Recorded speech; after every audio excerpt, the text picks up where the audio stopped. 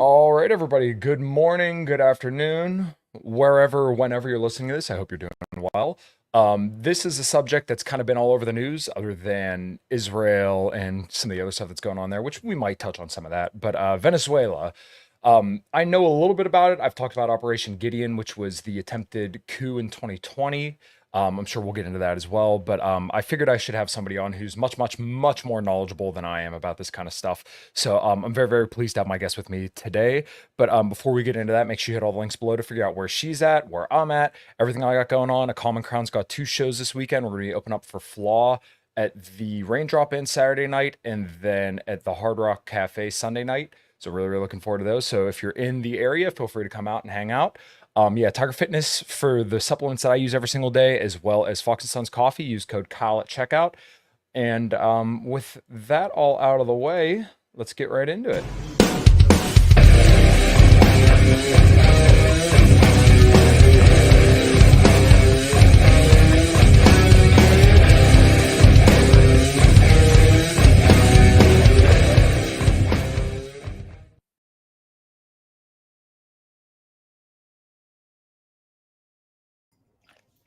All right, and today on the show, I have Miss Anya Parampil with me. Hopefully, I said that right. Yeah, you did. How are you doing, Kyle? Beautiful. Excellent. How are you? Great. Nice, nice. Well, why don't you give my audience a introduction of yourself? I'm sure probably most of my audiences have heard of you because we talk about a lot of foreign policy stuff here, but just in case they haven't. Sure. Well, my name is Anya. I'm based in Washington, D.C. I've been working as a journalist for about 10 years now, starting out as a producer and then a presenter on RT America, where I worked until 2018.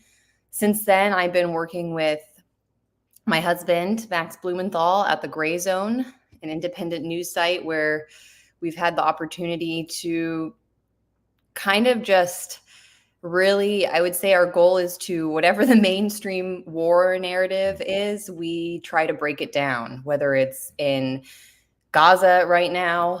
Max has done some really great work breaking down the lies surrounding October 7th that the Israelis used to justify Absolutely. their war. And before that, Venezuela, which is now in the news again, that was a focus of mine. Really, after I left RT, I kind of got thrown into it because it was right when the Trump administration recognized this shadow government in Venezuela, and it was an exciting time to cover it. So I kind of just stayed on the story and ended up writing this book. But so that's been my area of expertise. But yeah, I've had experiences. I've gone to Gaza. I've been to all of Palestine, from the West Bank to Gaza. I've been to Israel, so I know that region as well. We've spent time also in Syria. And yeah, Max was really focused on dispelling that war narrative for a while. So if you want to talk about war narratives, I'm here for it.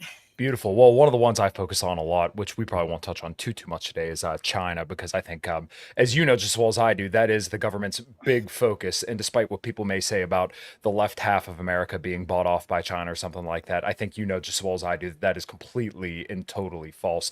And it's the same deal when, you have a lot of the left half saying that, Trump was bought off by Russia or something like that. Like, these are just Right. absolutely ridiculous narratives. The one thing that I saw from you recently that I couldn't stop laughing about it. Matt Walsh put out a tweet about tearing down the American flag and anchoring a Palestinian flag. And like, look, I hate to see people doing stuff like that, but once again, it's our right as Americans to do it. It's public property. I disagree with that. Okay, whatever. But all that outrage should pale in comparison to the fact that our entire Congress, and let's face it, most of our government is bought off by Israel, in which you kind of had a little bit of a witty comeback, and I don't think he had anything to it. No, he didn't. And it's frustrating right now Yeah. to like, because yeah, I obviously am sympathetic or on the side of the pro-Palestine demonstrators in that dynamic, but I Mhm. would never tell someone like go tear down an American flag or burn an American Mhm. flag and replace it. That's just not like a good tactic that I would Right. say someone on the side of Palestine should do. Right. Makes me wonder sometimes who even did it, because Mm-hmm. there was some suspicious video. It didn't really look like just an organic event. But like you said, even so, that's our right as Americans, Mm-hmm. unfortunately. Like, whether you like it or not, Right. that's something that we're allowed to do. So though, I mean, I saw Matt Walsh and some people calling for those protesters to be arrested, and that's Right. just so extreme, especially because, I would take a principled stance on January 6th and these demonstrators and say it's Exactly. their right. But there are people that would like say that January 6th was great, but this is bad. Well, then you're just a Mhm. hypocrite.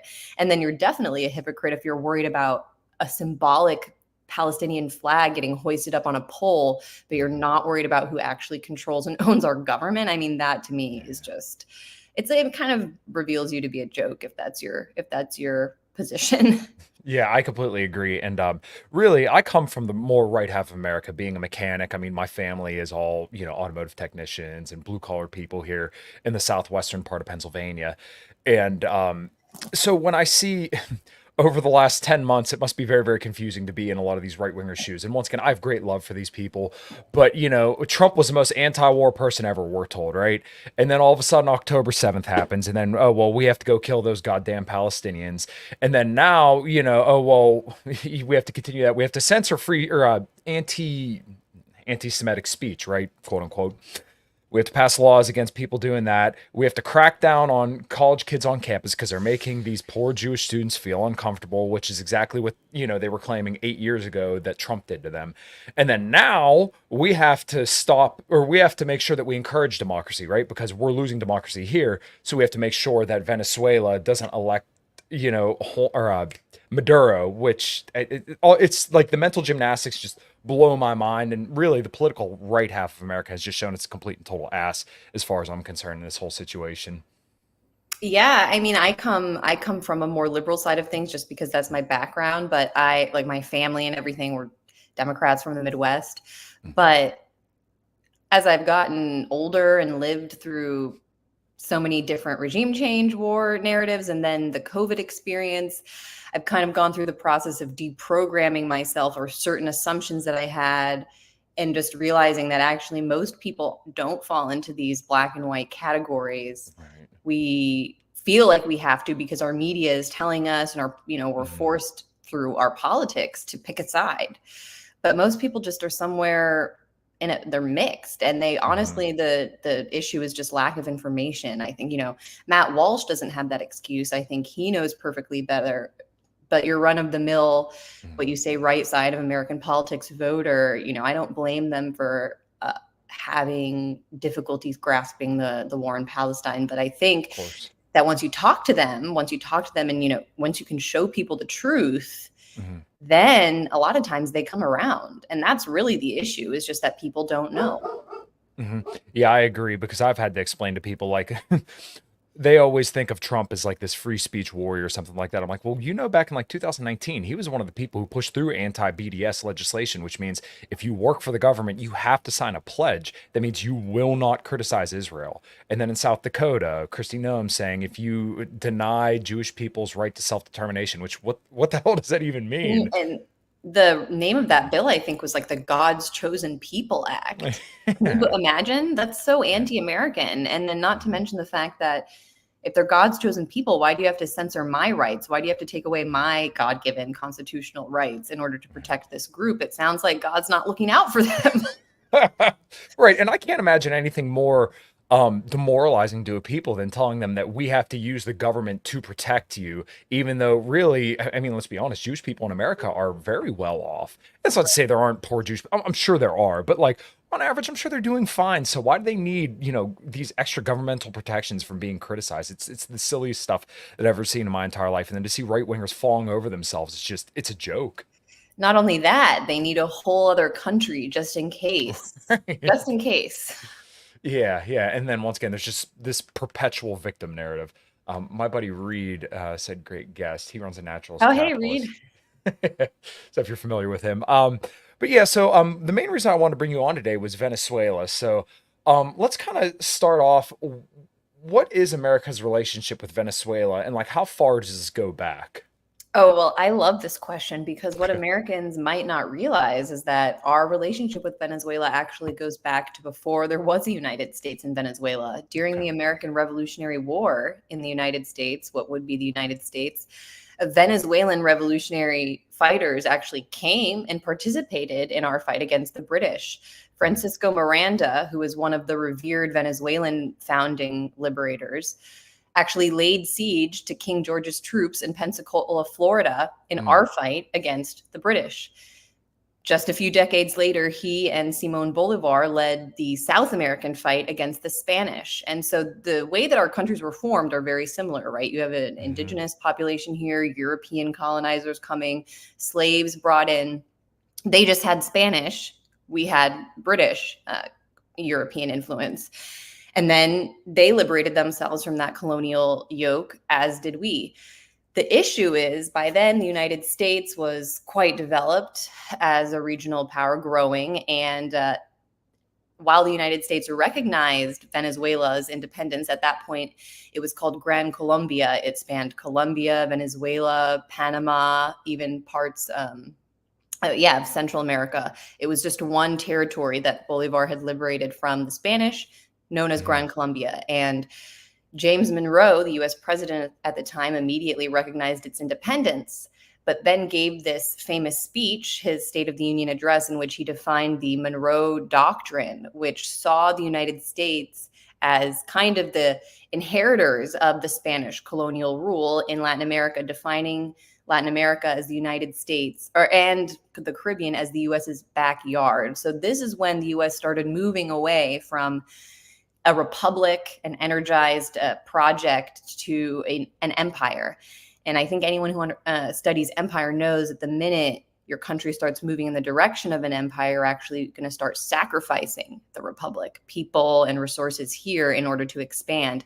And you're going to start creating this class of people at the top that are not necessarily loyal to the country and the borders of the country, but want to expand their own influence beyond borders. And they're really only loyal to each other and to their class collaborators in these other like imperial offshoots that they eventually gained. So there was we weren't recognizing Venezuela at that point as an equal. We were saying, nope, now you're under our influence. And because of issues within Gran Colombia, regional separatist fighting, that project eventually collapsed. Bolivar died at a very young age during that collapse. It was, he was officially declared dead as a result of tuberculosis, but his body, Hugo Chavez, the revolutionary leader later in Venezuela, always said that he believed Bolivar was poisoned. And even a Johns Hopkins review published in the last few years determined that he likely was poisoned. They say accidentally, because they used some weird treatments for tuberculosis at that time. But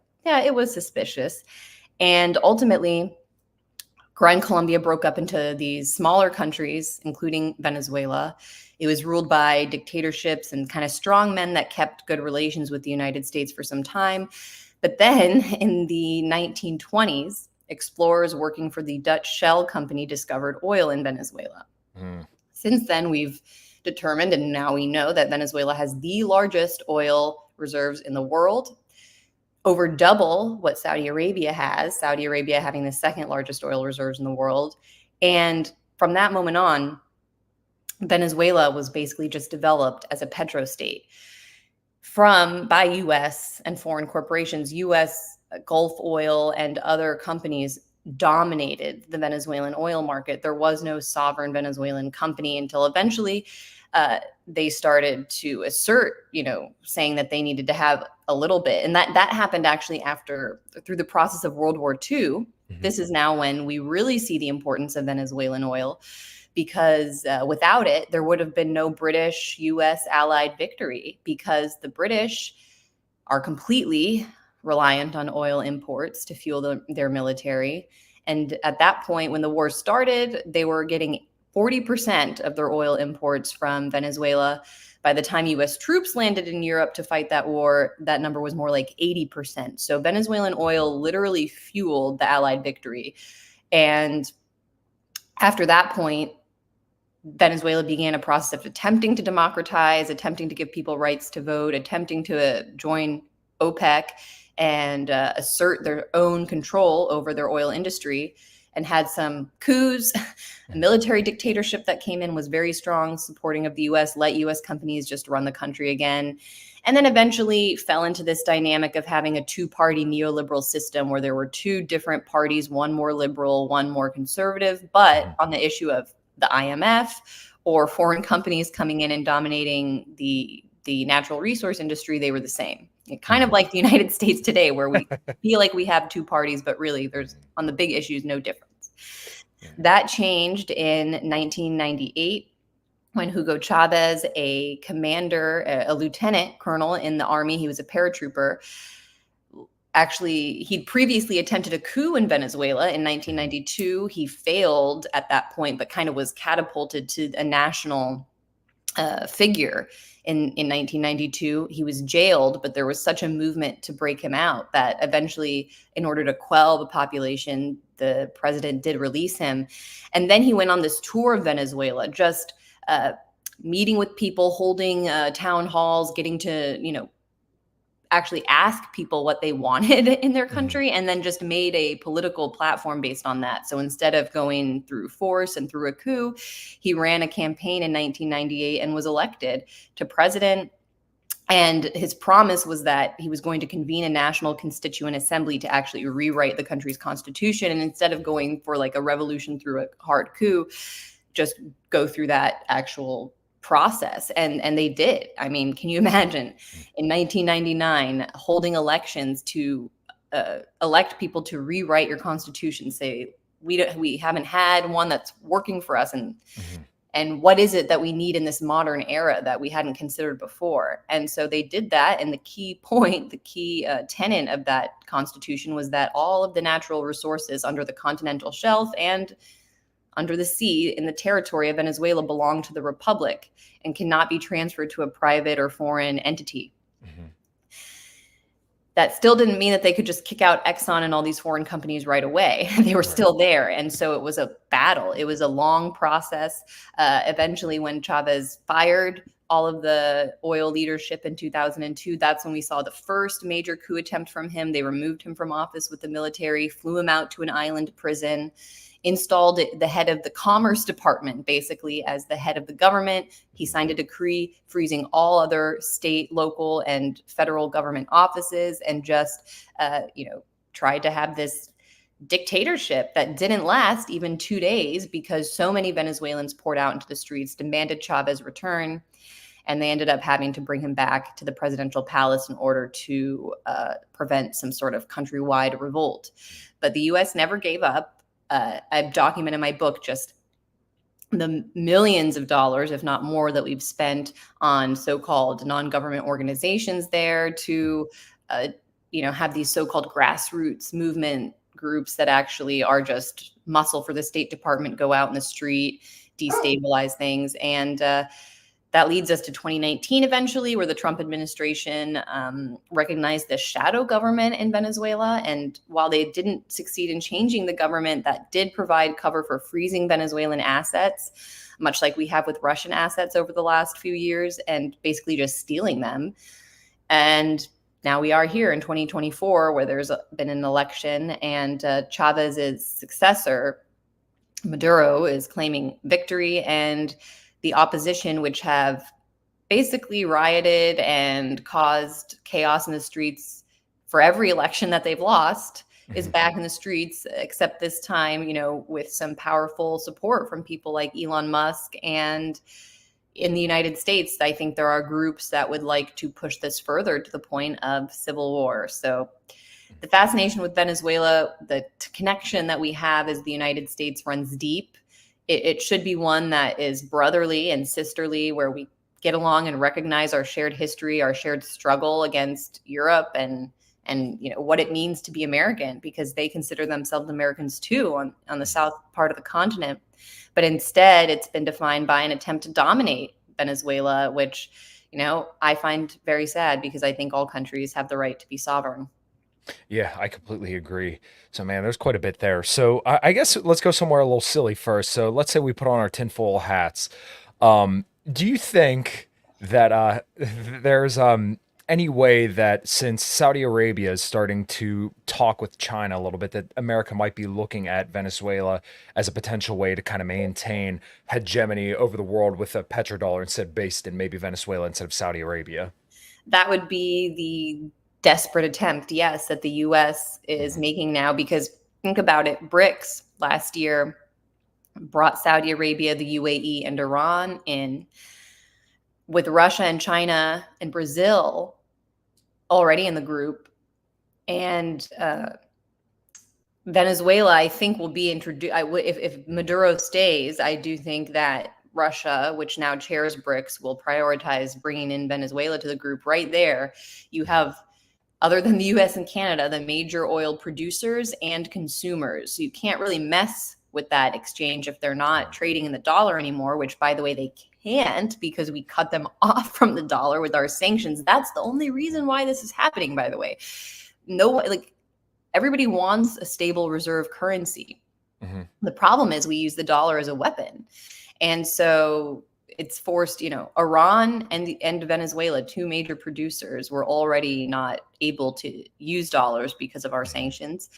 Now we added Russia to the mix, a major oil producer. So do we really think that we're going to be able to force major oil consumers like China and India not to buy, like prevent them from buying Venezuelan and Iranian and Russian oil? No. In fact, it caused the Saudis and the Emiratis to look over and be like, wait, if all of those countries are getting together and they're not trading in the dollar, and we're over stuck here with the US and Europe still, what if like Washington decides one day that they don't like us, which, by the way, they've already been kind of suggesting. We always hear about Jamal Khashoggi. It's so weird that for, years, the Saudi kingdom has been what it is. But then suddenly we decided that because this one journalist had an incident in the Turkish embassy, that this one player, this one prince in Saudi Arabia is evil. And you have Lindsey Graham, who openly says he's like the biggest cheerleader for Saudi Arabia, suddenly saying, unless that prince is out of the picture, the US cannot have like great relations with Saudi Arabia. What does that tell the Saudis? That they themselves are not safe from US meddling, Hmm. and that they should probably have some insurance. Why would they want to be stuck on the dollar if they know the US can easily turn around and weaponize it against them, which they will? Yeah, if just for having a meeting with maybe the president of Russia, or China, if Saudi Arabia themselves Yeah. want to be independent, they're not going to go along with this, which is why they already made the move to BRICS. Hmm. And so Venezuela is the last major non-Western oil producer Hmm. that is out of the BRICS dynamic, but is like basically a part of it, just not formally. If we could if we could replace them with a neoliberal government, it would temporarily sabotage that, just like they did with Argentina. Argentina was scheduled to join BRICS this year, but because of elections there that saw Javier Milei, a complete puppet of the IMF and foreign banksters, get elected, that process came to an end. He pulled out. Hmm. I'll note too, since there's so much intrigue into Javier Milei, Okay, I know good. I'm especially. glad you're going there because I consider myself a libertarian still. I've seen the fascination with him, and I'm of kind of two minds. When I see domestic policy and he's, cutting agencies that may be burdening the average person, I'm all for that. But though, as I think our mutual friend Daniel McAdams always points out, it's very convenient that he always lines up with U.S. foreign policy, just 100% of the time. And when I see him chumming up next to Anthony Blinken, one of the worst human beings on the face of the planet, I'm like, something don't smell right. And Yeah. I don't share I don't share anything in common with that guy. If you're telling me that you want to shake hands with Anthony Blinken and Marco Rubio, Yeah, and I mean, gosh. let's just say, from a libertarian's perspective, which I'm Hmm. all about, like, would you have a foreign military expanding bases in your country if you're a libertarian? Would you have your currency pegged to Hmm. a foreign currency? Would Yeah. you be getting loans from the IMF Hmm. and letting foreign banksters through the International Monetary Fund dictate your domestic policy? Hmm. Doesn't sound very libertarian to me, but even Yeah. this is crazy, something that I only happened in the last few days. Javier Milei is now shipping Argentina's sovereign gold supply to the Bank of England. Hmm. Is that something a libertarian would do? No. Is that something that, like, because I would be freaking out if, like, I was in a country that had gold and then suddenly they were shipping it somewhere else. By the way, Venezuelan President Nicolas Maduro, in September of 2018, attempted to repatriate billions of dollars worth of gold bullion that was stored in the Bank of England. Mm. And that's why 4 months later, suddenly England recognizes the shadow government and says, oh, we don't know who has the right to the gold anymore. We just have to keep it now. Mm-hmm. And so that's the difference between a leader that is actually, I think, trying to run a sovereign country and saying, wait, why do we have all of that stored in a foreign bank? Let's bring it back. Now suddenly you're faced with coups and like economic sabotage for trying to bring your gold back. Meanwhile, Javier Milei in 2024, as the leader of a sovereign state, wants to ship his gold to a foreign bank. I mean, I just cannot wrap my mind around that. Yeah, when you try to have conversations with other libertarians about this who are big fans of Malay for not entirely bad reasons, eh, it's so frustrating because it's almost like the Trump phenomena where you can't get an objective conversation with most people because everybody's either on one side of he's Hitler incarnate or he's the superhero that we've been looking for. Nobody wants to just objectively look at someone and say, hey, this is what's going on. I like this, I don't like this. But more and more, the longer Javier's been around, I'm like, man, I'm not liking it. I'm I giving him mean, a thumbs down. I'll just say that gutting public spending and doing what he's doing domestically is just what the IMF always gets these countries to do. It's Hmm. basically a neoliberal package. I don't Sure. see how it adds up to libertarianism if he's so Hmm. dependent on foreign powers. Yeah. Okay. Yeah. I understand that angle. I think most libertarians would kind of look at it as he's trying to get rid of overburdensome regulations and agencies that may make the average life of a Argentinian a little bit more difficult than it should be. But yeah, to your point, if you're basing that on another country's currency rather than decentralizing the currency and allowing the people of your country to trade in whatever currency they want, then once again, you're just kind of hollowing it out to give somebody else the reins rather than saying, hey, I'm going to give my people the power to trade the way that they see fit. It's just once again, let's give it to somebody else to have the power Yeah. to kind of trade about. So when it comes to Maduro and Venezuela, I had somebody on Twitter tell me that there weren't any sanctions on Venezuela. So let's kind of debunk that. And what exactly are kind of like the sanctions and like the economic embargo that we hear a lot about that are on Venezuela? Yeah, so it mostly began in 2015 when the Obama administration decided to classify Venezuela as a national security threat to the United States. Hmm. Didn't exactly explain why. Venezuela's never made an aggressive posture towards our country, but when the US makes a call like that, it actually ripples through the international financial market. And I explain why in my book. Like I have other expert opinions and data sets, graphs, all that fun stuff to really make this case that starting in 2015 when that decision came down, what the effect of that declaration was immediately cutting off the Venezuelan private sector, which still controls 40% or so of the economy. Or I'm sorry, 60%, 60%. The majority of the economy is privately run, even though we hear about socialism. Like if you go to Venezuela, you're not dealing with government run businesses. It's all private. It's just that they've socialized or nationalized their industries, their natural wealth, their oil, all that. So because the private sector still dominates the economy, when this decision came down, it cut them off from dollars and the flow of capital, because what it told the whole world, including shipping companies and insurance companies, is that, well, the US may be going to war with Venezuela soon. So we don't know how safe it is, or, if the US is trying to do something here, it's not a safe place for investment. It's not a safe place to send ships. And so the cost of shipping to the country went way up. And yeah, the private sector just couldn't even access capital. And that caused a drastic reduction in their import capacity that I show Stratfor, which is this private intelligence company. It's kind of like a private CIA that does dossiers for corporations and governments. They did a comparison of Venezuela's main import hub before and after this national security declaration came down, and it showed it was like bustling and full one year and then completely empty the next. And they just said it was because, oh, socialism is bad. But also at the same time, at that moment, there was a major drop in the oil, the price of oil internationally. There was an oil crash, and that was actually orchestrated by the United States.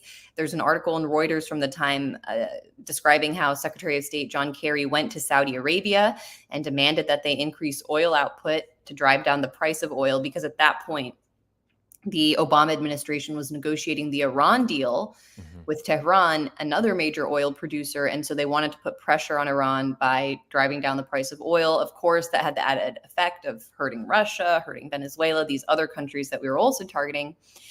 And so combined with the decrease in oil revenue and their ability to access capital, in 2015, Venezuela was under they had extreme shortages for basic supplies because, as I said, throughout the whole last century, under this neoliberal model, they were just a petrostate. They basically, the foreign companies could come in there, get the oil, run the domestic policy, and in that model, in the IMF model, they basically ensure that you don't develop your own domestic production capabilities. They want you dependent on imports because that's what you get in exchange for giving up your natural resources and sovereignty. You just get all the European and US crap pumped into your economy instead. So they were experiencing shortages, and life was getting difficult.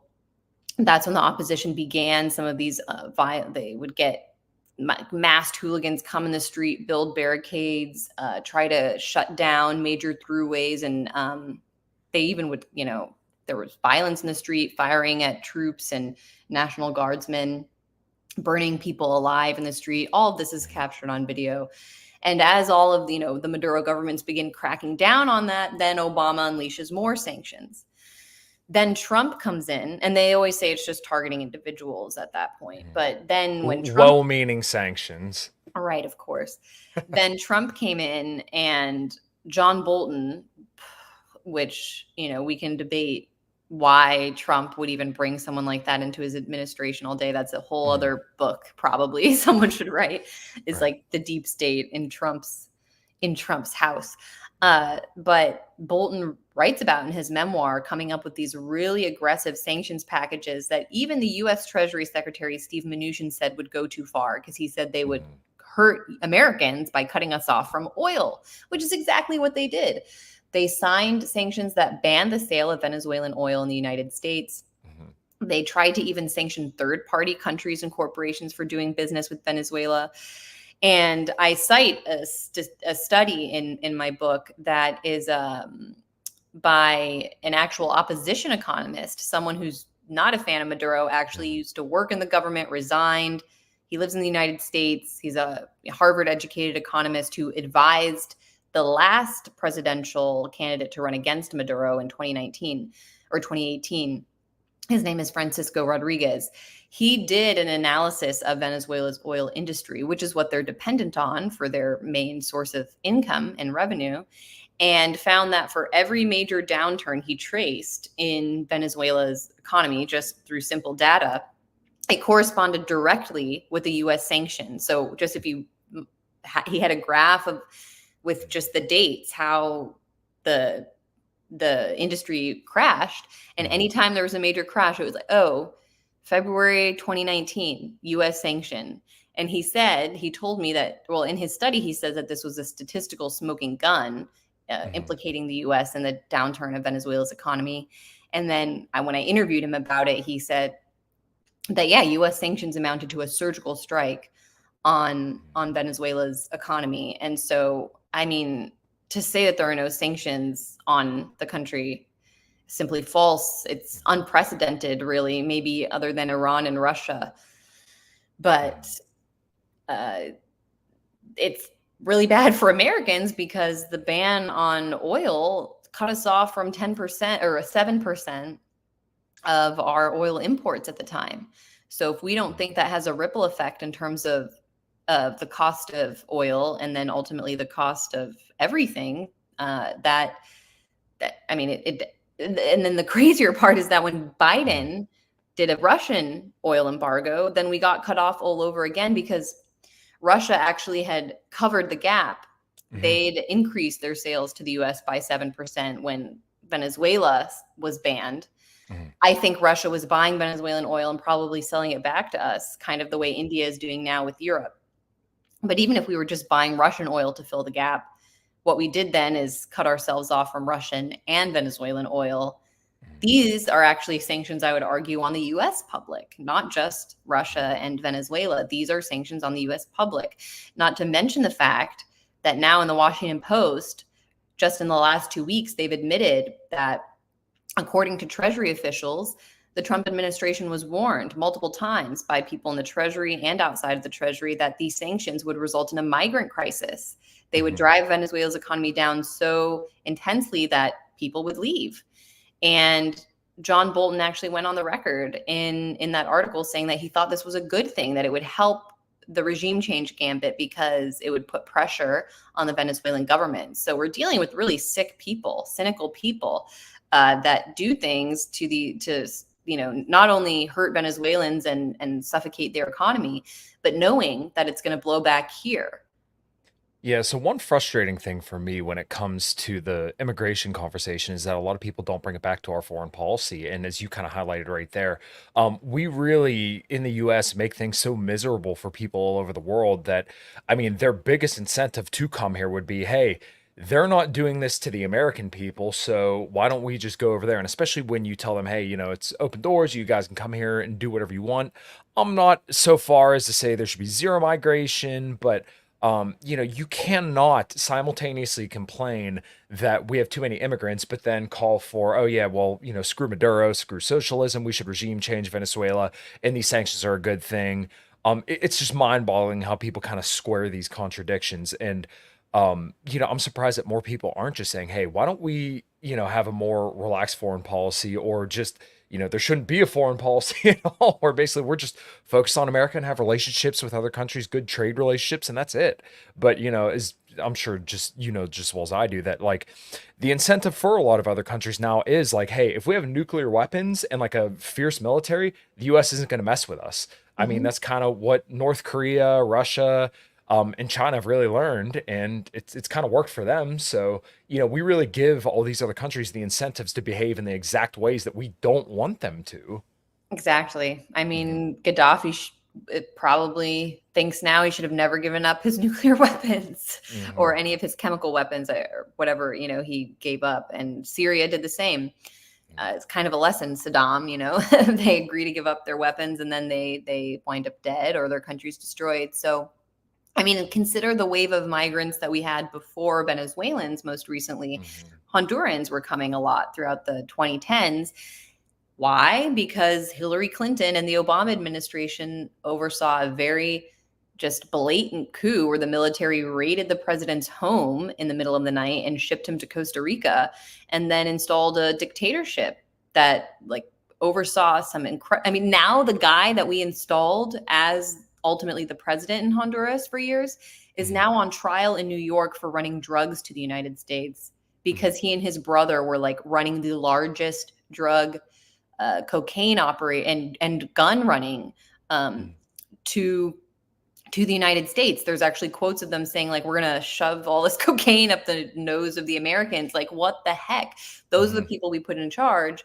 No wonder their countries fell into disarray, and then a bunch of people came here, and then yeah, now we have Venezuelans because Trump demolished their economy, and then Biden comes in and gives Venezuelans temporary protected status. So it's like telling people come here, and then those people come here, and the hope for these Venezuelan opposition activists that were pressuring, the people that I write about in my book, who were the main characters in that coup attempt in 2019, were lobbying the Trump and Biden administrations to grant Venezuelans temporary protected status. That was one of their main asks. Hmm. Why? Because then once they've imported this group, they can say, oh, those are my constituents. They're voting here now in Florida and New Hmm. York or wherever, and you have to do regime change in Venezuela, otherwise we're not going to vote for you. And we're a very powerful political class. So they already were a pretty powerful lobby in Venezuela or in Florida. But the goal, the reason that Carlos Vecchio, Venezuelan ambassador under Guaido wanted these people to come is because he sees them as a base, a political base that can actually be weaponized in order to hold the US political system hostage and force this policy that actually runs against the interests of the American people. There's no reason that the American people should want to overthrow a foreign government, especially in our hemisphere. We should only want stability and security in our hemisphere. And so if that means even if like they were a dictatorship, honestly, like, should we care? That's my question. Like, if it's stable, that's really all I care about. If we took the most extreme line and said, okay, let's say that's true. Well, what am I supposed to do about it? Am I supposed to support this opposition candidate and like give her support so that they can have violence in the street and like spur a civil war? Because that's what we're asking for here. And the Russians have very tight military relations with Venezuela. Like they have advanced weapons and advisors, like joint military drills, all of that. They're not going to just let that country fall. Yeah, it's so ridiculous to me that people can't oftentimes square these things together. I was reminded while you were speaking there about a show, Jack Ryan, and I watched it with my wife a while ago, and I remember like, man, this show was really good. And then I remember somebody kind of put it in my head. It might have been Abby and Robbie Martin on their show Media Roots Radio, which I'm a huge fan of, and they said, oh yeah, that show was like straight propaganda from the State Department. And my wife and I went back and watched it again. I'm like, oh, I get it. It literally was the entire time. And I think that it was season 2 aired where they went down there and essentially pretty much overthrew the government and put in a more, a beautiful, more neoliberal government and president in there. So, Was it a woman? Wasn't it a woman that they yes. put in? I think she was based on Maria Corina Machado, the woman that they now are running as Oh, she wasn't officially on the ballot, yeah. but she's been meeting with George Bush since 2003, in the White House. She's been one of the primary recipients of State Department and US funding there. Wow. Yeah, that is absolutely unbelievable. So, I've talked about it a little bit on Twitter, but maybe we go a little bit more into the specifics. What was Operation Gideon? Let's kind of lay that out because I think this is something when you hear people boast about Trump's foreign policy record, even someone like Tucker Carlson, who I like and dislike, but people oftentimes cite Trump's great foreign policy record and said he didn't have any wars or regime change, which is loosely true, but this kind of goes against that narrative. So, what happened there? Yeah, Venezuela and Latin America in general was a huge blind spot for President Trump. I think that's because there's still this Monroeist view that this is our backyard, that we get to dominate. And also there's more, other than the Israeli lobby, there's no, I think, foreign group that carries so much influence in the United States as the Latin American expat community. A friend of mine called it the Miami Industrial Complex. Yeah, that's a perfect way of saying it, which, by the way, if you're an American, I don't want to hear about what's going on. Like, if you're here and your stake is here, you have a stake in this country, I don't want to hear about how you need my tax dollars or my support to go put you back in power in your homeland. Like, either be here and be a part of this country or go figure out how to change your country there. I can't do that. So he had all these extremists in his national security team under Bolton that really drove really bad Latin America policy. And forget about like the alternative smart Trump, which I really do respect on what he tried to do in other parts of the world. Sure. But here it just completely fell apart. Operation Gideon was one of the oddest chapters in this absurd story of the corporate coup that came down in 2019. So Trump recognizes a shadow government in Venezuela in 2019, unleashes these horrible sanctions that really do strangle the oil industry. I get all of that in the book, and I explain how Venezuela overcame some of that. And so the government didn't fall. Trump was told pretty much by Bolton that if you just do this little thing, recognize this guy, the military will switch and the country will fall. Didn't happen. Didn't happen even when Juan Guaido tried an open military revolt in the country. Nobody switched. Maybe like 20, 30 soldiers did. Nothing happened. So I think Washington was sitting there scratching their heads. Like, how is it possible we've done all of this and Maduro is still in power? So we make it to the spring of 2020, so a little over a year into this failed coup attempt, suddenly there's this story in the Associated Press that a former Green Beret named Jordan Goudreau claiming that he was running an operation to capture or kill Nicolas Maduro, and that he'd taken a couple of his buddies who he'd served abroad with and assigned them to train a group of Venezuelan military defectors in Colombia on this huge farm for an operation to basically, they thought they would get into Venezuela, march to the presidential palace, and like, because everybody there would just, you know, greet them as liberators, where have we ever heard that before, they would successfully be able to put Nicolas Maduro on a plane and ship him to the United States. The State Department, conveniently before all of this took place, posted a bail, like a reward, I'm sorry, like a reward for Maduro. If you turn him in, if you arrest him and give him to the US government, you get like $15 million. Very weird to put a bounty on the head of a foreign leader, especially then if within a week you hear about a story to actually arrest him and turn it over. It's kind of like, huh, that's convenient that the US was incentivizing someone to go out and do this. But the story came out in AP and it was kind of like, well, this is bizarre. And then within days, suddenly these guys were actually arrested trying to cross into Venezuela via boat.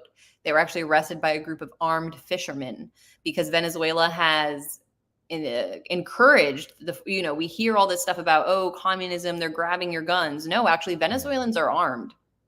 In fact, the government has encouraged the formation of civilian militias armed outside of the control of the government because they see that as a very good grassroots defense strategy against the United States, which is constantly sending gangs across the Colombian border, the Brazilian border. And so it actually helps them. They believe that having their people armed actually makes them sovereign because, I mean, this is the bizarre thing. What dictator, what's his name? Marco Rubio always gets out there and says, oh, these colectivos, these armed gangs are proof that Maduro's a dictator. Well, what kind of dictator wants his population to be more armed? Right. Logic there doesn't make sense. So sure enough, these guys completely fail, had no idea what they really thought they were just going to waltz in and everybody's going to be like, oh, finally, you're coming to save us. Nope. They were held face down in the pavement by these fishermen. And then eventually, Venezuelan security services came and got them. But they were there. They were there, according to their words, in order to capture or kill Maduro, bring him to the United States, and satisfy this bounty that the State Department had placed on his head. I don't think that plot could have happened without U.S. government knowledge or involvement. A few days before it all happened, Mike Pompeo gave a speech saying that they were actually making preparations to return the U.S. embassy staff to Caracas. They'd been kicked out after the U.S. recognized a shadow government by Maduro. Maduro was like, okay, if you're trying to overthrow my government, forget it. We don't need a U.S. embassy. Right. Pompeo mysteriously says, oh, we're reopening that U.S. embassy soon. Don't know what he was basing that on because it didn't happen, but he seemed very hopeful at that time. Mm-hmm. And there are a lot of other players, including this one figure that I get into, James Story, who was the U.S. ambassador to Venezuela, who got kicked out, who was then working in Colombia. He has very close ties to the Venezuelan opposition, like openly hosted them for a party in his house in Colombia. It's just bizarre. But how could Americans in Colombia be operating a base, basically training camp, bringing in weapons and supplies without catching the attention of the Americans in Colombia? I just don't buy it. I don't buy it at all. And so Goudreau, mm-hmm. This Green Beret, was never able to give his side of the story because, within a few days of his little plot failing, the U.S. government charged him with weapons smuggling or something to basically get him to shut up, and he disappeared. I was in contact with him actually at the time, mm-hmm. and he agreed to speak with me. And then within a day, those charges came down, and I never heard from him again. And not really sure where he is. And The Green Berets Yeah. that were arrested, fortunately, were exchanged in a prisoner swap. So last year they came back and they're with their families. I know I'd gotten to know one of the brothers of one of the Green Berets as well. Mhm. So I'm always happy when people are returned to their families. Of I think course. it's sad when someone like those two guys get sold a narrative that Mhm. they're going to be doing something good or greeted as saviors. Like I said, it's a common narrative, right? Whether it's Mhm. people who got sold a narrative to go to Iraq or people that got sold on something like this. It's sad to me, honestly, because they're Yeah. basically just being lied to and manipulated. So Yeah, absolutely. You're taking people's noble intentions and misusing them for something that's pretty malevolent. My buddy Conrail, I remember when in 2020, as the COVID tyranny was starting, there were reports that the U.S. was considering invading Venezuela. If I may ask, was this part of Operation Gideon or a cover story for it? I'm guessing that that was probably part of those. You said like 4 troops went down there and were training yeah, people. Is yeah, that correct? that was right around. Yeah, it's crazy to think of Mhm. timing like that. It was right before all the crap hit the fan with COVID. Mhm. 2020 was a wild year. Yeah, yeah. Well, things definitely haven't calmed down at all. So, do you still got a few more minutes? Yeah, sure. Beautiful. I can go until an hour. Cool, cool. So, where are we at today? The election of Venezuela just happened a couple days ago. Everybody's freaking out about it. Elon Musk and Maduro are going to have a boxing match or something like that. What's going on there right now, to the best of your knowledge? And we're hearing that there's tons of fraud and that, oh, America's next. So we should go regime change there. I put out a tweet saying that Biden wanted to remind everybody that he is that much worse than Trump. So he's flirting with a coup down there. But regardless, where are we at with Venezuela right now and what's going on there right now? Yeah, presidential elections were held on Sunday, and you had Maduro against the main opposition candidate, Edmundo Gonzalez, who is a former functionary of the foreign ministry in the pre Chavez era, who actually worked in the Venezuelan embassy in El Salvador in the 1980s when Venezuela was allied with the United States in running the dirty wars in El Salvador and neighboring Nicaragua. And so Edmundo Gonzalez was involved in that, as was Elliot Abrams, the mastermind of Iran Contra, who was later convicted in a U.S. court for his role, for Mhm. lying about his role, and then went on to work as Trump's Venezuela envoy and is still working in the Biden administration as a Latin America advisor. So I think that Elliot Abrams and Edmundo Gonzalez, this character, go way back.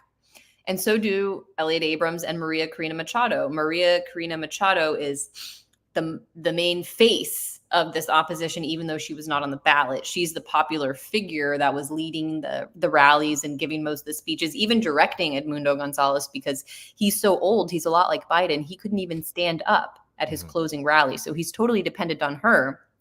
She's someone who, as I say, thanks to WikiLeaks, we know she's been getting funding from the US government since the early 2000s. That's why she was not allowed to run, because she's a foreign agent. And, she also was involved in the 2002 coup against Chavez that I mentioned at the beginning of the show. She was one of the main signatories of the decree that ultimately froze all of the government ministries and local government municipalities in order to have this like business dictatorship. So she's been around since then. Elliot Abrams was working on Bush's national security team, driving that coup then. So it's all the same characters. And so that's who the opposition, that's who makes up the opposition at this point in that election. Maduro was announced as the victor, as the winner around midnight on Sunday, but the National Electoral Council has yet to actually release the polling data for individual polling sites, which typically would have happened by now, I would say. And Venezuela is it's a country with a very secure electoral election system. I've actually gone there and seen the elections firsthand. So let's just, as an American, get this. To vote in Venezuela, you have to first present a physical photo ID. Then you have to scan your fingerprint electronically in order to activate your ballot. Then you vote. Then you get a paper receipt, something else we don't have here. to Hmm. drop in a secure box on site. The actual voting machines themselves are isolated. They're not connected to the internet, unlike the machines here. And then automatically after the vote count, that physical receipt count tally is audited against the electric vote tally in order to assuage fears that somebody tampered with the electric count. The fact that they haven't released those individual polling sites yet has allowed for the opposition to claim that they have their own data, and they've claimed that they have it. The New York Times has run with it, and it's created there are now these violent protests again, which if they go further, yeah, it's going to come down to whether or not the military switches, right, which is going to come down to civil war. Yesterday, Maduro announced in response to this crisis, now that there's violence, troops getting shot again. Nothing. January 6th was like a protest. Not that this is a violent insurrection when you have people within days taking up arms and shooting cops. I mean, can you imagine if that happened here? So Maduro announced that in order to address this, every single party, because parties participate in the vote tally count. Like when they take out the physical vote tally, like every party has monitors present. Anybody can go monitor it, including international observers that were there. So now Maduro is saying, well, party observers are going to submit all of their own data to the Supreme Court, and the Supreme Court is going to conduct an audit of this vote and determine, who won. So it's unstable right now, and I don't even, like I said, to me, as an American, if I'm in Washington and I'm a pragmatic leader, I'm just wondering, okay, what's the most stable route and who controls the country, the military, the borders, the government? Like as I said, I don't personally even care how you get there at this stage. I just don't want war. I don't think we need to even get into the nitty-gritty debate over who won the vote, though, I can provide, like I said, all of that evidence that Venezuela has a very secure system. But at this point, it's just a back and forth between the government and the opposition. And so as an American, it's just, we have to watch and say, well, yeah, where does the military stand, and where, how do we avoid an escalation that could become really ugly really quickly? And that's what I'm worried about. And that's why I'm so dismayed to see like MAGA conservatives in our government that claim to care about the border cheering on these violent riots in the streets of Venezuela, because there's no way that something like that translates into security on our border. It's only going to be, I mean, if this goes further and there's like a war, and it comes down to, it's not just going to be a regional war. Like I say, the Russians are there. So this will be an expansion of the wars that we're having in the Middle East.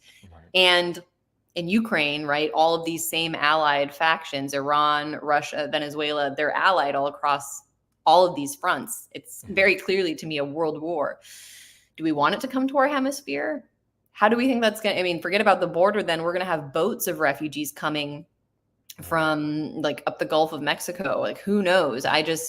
Or through the Caribbean as well. Like I don't want to see that scenario. And so that's why I would just say that, anybody in US government right now should just be saying like stability, peace. If that means negotiation, if that means just accepting Maduro won, like whatever, we should just be dealing with them for what they are, not for what we like want them to be. Yeah, one thing that kind of concerns me there that you mentioned is that which side is the military on, which that almost sounds like a military dictatorship. But I'm guessing they're probably more on the side of Maduro because he was recognized as the winner of the election. Although they haven't released all the polling and everything, like you said, they appear to have very secure elections. But you see people contesting this all the time online, and you see pictures and they just have random percentages. It's different like every single picture, so it's hard to know what's true and what's bullshit. Yeah, and I'll say that one picture that I saw circulating a lot was like a last minute jump in Maduro's support that people were saying was a lot like what happened here with Stop the Steal. But I can just say, like, from previous experience covering elections in the region, in Bolivia in 2019, something very similar happened where there was a last minute jump in support for the progressive candidate. And the US and its allies used that in order to say that there was fraud and actually carried out a horrible, bloody coup. And then later admitted that, oh no, that was legitimate because in countries like Venezuela and Bolivia, where there are rural areas, sometimes the votes from those areas do come in late, like they do come in late. And those are areas that are usually very supportive of like Maduro in this case, or in Bolivia's case, Evo Morales. They're more in support of the, sovereign government. I'll say, you can call it left wing, you can call it whatever, but Yeah. they're less likely to vote for the US candidate.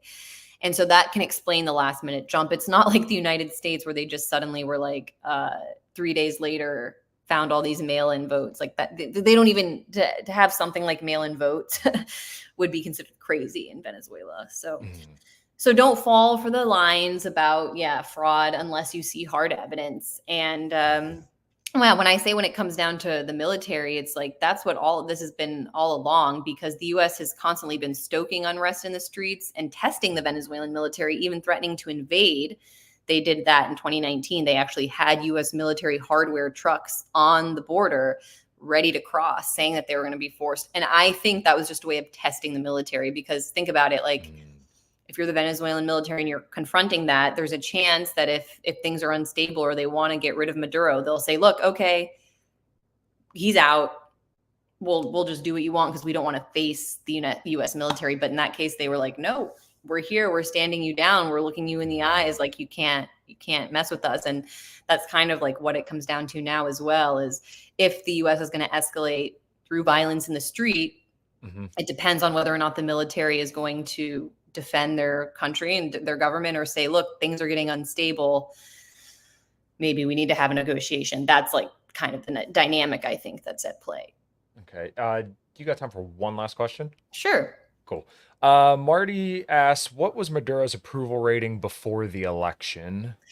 I don't have those numbers on hand. And I when it comes to like polls in Venezuela, it's really hard to know what to trust. I mean, I would say that like a third of the population is hardcore Chavista, like hardcore pro-government. It's like a lot of other places where it's like thirds, right? Like two camps and then a third in the middle that's like. They could go either way depending on how they're feeling. I mean, it's kind of like what we have here, where like half the population doesn't vote, and then probably like the portions that are voting out of, let's say, 150 million were in the last election, somewhere around there. Half went to Biden, half went to Trump. So yeah. Well, Anya, I really, really appreciate your time. It was great to talk to you. You have an open invitation to come back anytime, and I would definitely love to have you back on sometime. Go ahead, plug all your stuff, let everybody know where they could find you, and anything cool you got coming up for you in the future. Yeah, well, keep an eye on the Gray Zone. We should have a piece coming out about Venezuela soon that is should be pretty big when it comes to this election. And my book is called Corporate Coup. You can get it on Amazon, though I would prefer you get it from my publisher. They're orbooks.com. And the Gray Zone, I'm at Anya Parampil on Twitter. And this was a super fun conversation. So I hope we get to continue it in the future. Absolutely. All right, everybody. Thank you so much for listening. And until next time, take care. Bye.